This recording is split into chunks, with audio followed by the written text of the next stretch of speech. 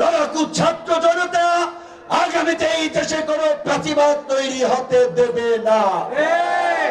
আগামীতে যারা নেতা হবেন, জনপ্রতিনিধি হবেন, ওই ভোট কেন্দ্র দখল করে সিল মেরে জনপ্রতিনিধি হওয়ার দুঃস্বপ্ন দেখবেন না। জনগণ যাকে সমর্থন করবে, জনগণ যাদের পেছনে থাকবে, তারাই নেতা হবে, জনপ্রতিনিধি হবে, দেশ শাসন করবে। এখন আমাদের কাজ হচ্ছে এই জনগণকে সচেতন করা, এই জনগণকে ঐক্যবদ্ধ করা এবং পরিবর্তনের জন্য গণ অধিকার পরিষদের বার্তাকে জনগণের সামনে নিয়ে যাওয়া। কিন্তু কোন কোন দল যদি ভাবেন আমরা একাই 100, আমরা এইসব নিয়ন্ত্রণ করব, আমরা এইসব হত্যাকর্তা, তাদেরকে বলবো আওয়ামী লীগের পতন থেকে শিক্ষা নিন। এই দেশের মানুষ কাউকে পরোয়া করে নাই। 16 বছরের দৈত্য দানবীয় হাসিনার ফ্যাসিবাদ হঠাতে বুক পেতে দিয়েছিল সেই বীর জনতা, লড়াকু ছাত্র জনতা আগামীতে এই দেশে কোনো প্রতিবাদ তৈরি হতে দেবে না। সেই জাতীয় নির্বাচন অনুষ্ঠিত হলে গণ অধিকার পরিষদ 300 আসনে প্রার্থী দেবে।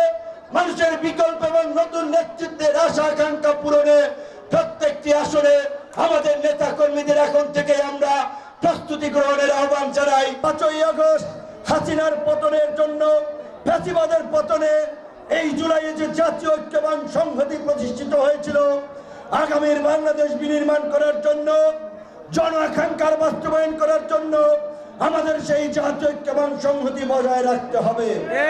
আজকে এই জুলাই গণ অভ্যুত্থানের পরে আমাদের এই বন্ধুপ্রতিম রাষ্ট্র ভারতের আচরণ লক্ষ্য করছেন। তারা বাংলাদেশের নাগরিকদের বিরুদ্ধে, বাংলাদেশের বিরুদ্ধে কার্যত একটা যুদ্ধ ঘোষণা করেছে। যদিও যুদ্ধ তাদের সাথে লাগতেছে পাকিস্তানের সাথে, তবে অবশ্যই বাংলাদেশ এই জুলাইয়ে যে ফাঁসিবাদী মুক্ত একটা নতুন বাংলাদেশের পথে যাত্রা শুরু করেছে, ভারতীয় দাবিদারদেরকে হটিয়েছে।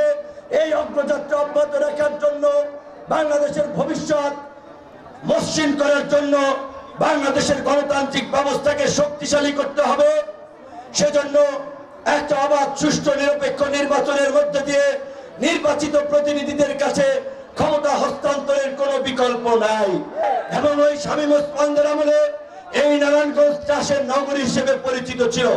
সেই শামীম ওসমানরা প্রতিবারই ক্ষমতার পরিবর্তনের পর পর পালিয়ে যায়, কিন্তু আবার নব্য শামীম ওসমানরা মাথা চাড়া দিয়ে ওঠার চেষ্টা করে।